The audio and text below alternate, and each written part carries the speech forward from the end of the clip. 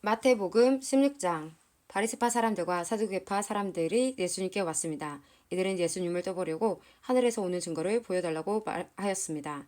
예수님께서 대답하셨습니다. 저녁 때에 너희는 하늘이 불그스레하니 내일은 맑겠구나 라고 말한다. 그리고 아침에 너희는 하늘이 불그스레하고 어둑어둑하니 오늘은 날씨가 굳겠구나 라고 말한다. 하늘의 모습은 구별할 줄 알면서 어찌 시대의 증거는 구별하지 못하느냐. 악하고 음란한 세대가 증거를 요구한다. 그러나 요나와 같은 증거 외에는 아무것도 받지 못할 것이다. 그리고 나서 예수님께서는 그들을 떠나셨습니다. 제자들이 호수 건너편으로 왔는데 빵을 가져오는 것을 잊었습니다. 예수님께서 제자들에게 말씀하셨습니다. 바리새파 사람과 사두개파 사람의 누룩을 조심하여라. 제자들은 서로 수군거렸습니다. 빵을 가져오지 않았어. 예수님께서 제자들이 말하는 것을 알아채시고 말씀하셨습니다. 믿음이 적은 자들아, 어째서 빵이 없는 것을 두고 서로 수군대느냐? 아직도 깨닫지 못하느냐? 빵 5개로 5,000명을 먹인 것을 기억하지 못하느냐? 그때 남은 것을 몇 광주리에 거두어 드렸느냐? 그리고 빵 7개로 4,000명을 먹인 것을 기억하지 못하느냐?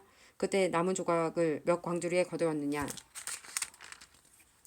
내가 빵에 대하여 말하는 것이 아님을 어째서 깨닫지 못하느냐? 바리새파 사람들과 사두개파 사람들의 누룩을 주의하여라. 그제서야 제자들은 빵의 누룩에 대해 말씀하시는 것이 아니라 바리새파 사람들과 사두개파 사람들의 교훈을 주의하라는 말씀인 줄을 깨달았습니다.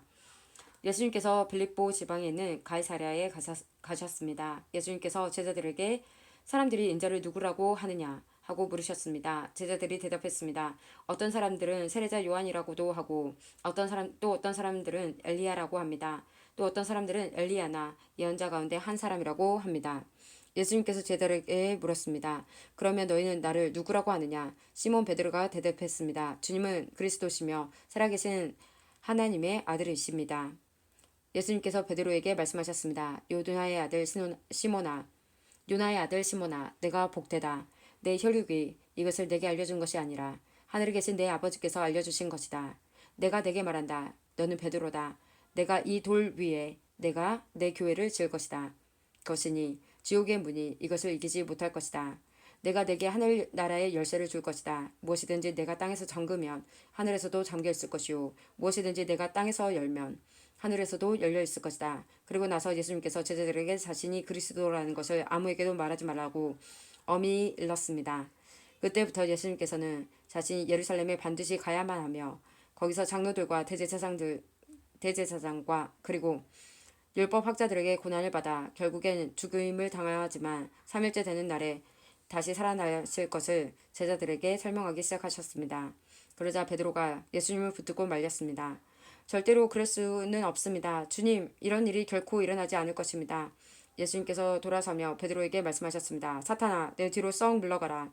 내가 나를 넘어지게 한다. 너는 하나님의 일을 생각하지 않고 오직 사람의 일만 생각하는구나. 그때 예수님께서 제자들에게 말씀하셨습니다. 만일 누구든지 나를 오려면 자기를 부정하고 자기 십자가를 지고 나를 따르라.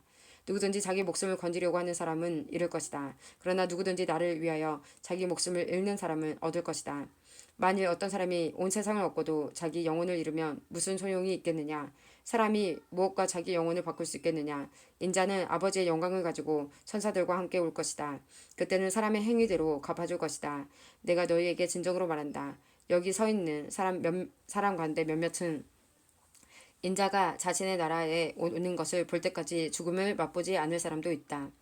마태복음 17장 6일 뒤에 예수님께서는 베드로와 야고보 그리고 야고보의 동생 요한을 데리고 따로 높은 산에 올라가셨습니다. 그들 앞에서 예수님의 모습이 변화되었습니다. 예수님의 얼굴은 해같이 빛나고 옷은 빛처럼 희게 되었습니다. 그때 모세와 엘리야가 나타나 예수님과 함께 말씀을 나누었습니다. 베드로가 예수님께 말했습니다. 주님, 우리가 여기에 있는 것이 좋습니다. 원하시면 제가 여기에 천막 3개를 세우겠습니다. 하나는 주님을 위해, 또 하나는 모세를 위해, 그리고 마지막 하나는 엘리야를 위해서 말입니다. 베드로가 말하는 동안에 갑자기 빛나는 구름이 그들 위를 덮고 그 속에서 이는 내가 사랑하며 기뻐하는 아들이다. 너희는 그의 말을 들어라 하는 소리가 들려왔습니다. 제자들이 그 소리를 듣고 얼굴을 땅에 대고 엎드리며 무서워하였습니다. 예수님께서 그들에게 오셔서 어루만지시며 말씀하셨습니다. 일어나라. 무서워하지 마라. 제자들이 눈을 들어보니 아무도 보이지 않고 예수님만 혼자 계셨습니다. 산 아래로 내려올 때 예수님께서 제자들에게 당부하셨습니다. 인자가 죽음에서 다시 살아날 때까지 너희가 본 것을 아무에게도 말하지 마라. 제자들이 예수님께 여쭈었습니다. 어째서 율법학자들은 그리스도가 오기 전에 엘리야가 먼저 와야 한다고 말하는 것입니까? 예수님께서 대답하셨습니다. 엘리야가 와서 모든 것을 회복시킬 것이다. 그러나 내가 너에게 말한다. 엘리야는 이미 왔다. 그런데 사람들은 그를 알아보지 못하고 그에게 자기들 마음대로 하였다. 이처럼 인자도 그들로부터 고통을 받을 것이다. 그때서야 제자들이 예수님께서 세례자 요한을 두고 말씀하셨다는 것을 깨달았습니다. 예수님과 제자들이 사람들에게 갔을 때 어떤 사람이 예수님께 와서 무릎을 꿇고 절을 하며 말했습니다. 주님, 제 아들에게 자비를 베풀어 주십시오. 이 아이가 간질에 걸려서 너무나 고생하고 있습니다. 이 아이는 가끔 불에도 뛰어들고 물에도 뛰어듭니다. 제가 이 아이를 제자들에게 데리고 왔는데 고칠 수 없었습니다. 예수님께서 말씀하셨습니다. 아, 믿음이 없고 뒤틀어진 세대여. 도대체 언제까지 내가 너희와 함께 있어야 하겠느냐? 언제까지 내가 너희를 참아야 하겠느냐? 그 아이를 내게 데리고 오너라. 예수님께서 귀신을 꾸짖으셨습니다. 그러자 귀신이 이 아이에게서 나가고 그 아이는 즉시 나았습니다. 제자들이 예수님께 따라와서 물었습니다. 어째서 우리는 귀신을 쫓아낼 수 없었습니까? 예수님께서 대답해 주셨습니다. 너희 믿음이 적어서이다. 내가 너에게 진정으로 말한다. 너희에게 겨자씨 한 알만한 믿음이 있으며 이 산을 향하여 여기서 저기로 움직여라 말할 것이다. 그러면 산이 움직일 것이다. 너희가 못할 일이 아무것도 없을 것이다. 제자들이 갈릴리에 모여 있을 때 예수님께서 그들에게 말씀하셨습니다. 인자가 사람들의 손에 넘겨질 것이고 사람들은 그를 죽일 것이다. 그러나 3일째 되는 날에 다시 살아날 것이다. 그래서 제자들은 몹시 슬퍼하였습니다. 예수님과 제자들이 가버나움에 이르렀을 때 성전세를 걷는 사람들이 베드로에게 와서 물었습니다. 당신의 선생님은 성전세를 내지 않습니까?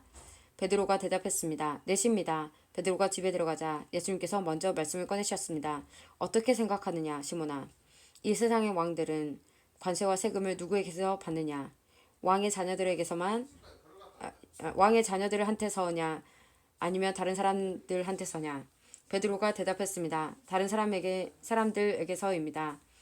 예수님께서 베드로에게 말씀하셨습니다. 그러므로 왕의 자녀들은 세금을 낼 필요가 없다. 그러나 성전세 걷는 사람들을 자극해서는 안 되겠다. 그러니 호수에 가서 낚시를 던져라. 그리고 첫 번째 낚은 물고기의 입을 벌려보아라. 은돈 1개가 있을 것이다. 그것을 가져다가 성전세 걷는 사람에게 나와 내 몫으로 주어라. 마태복음 18장.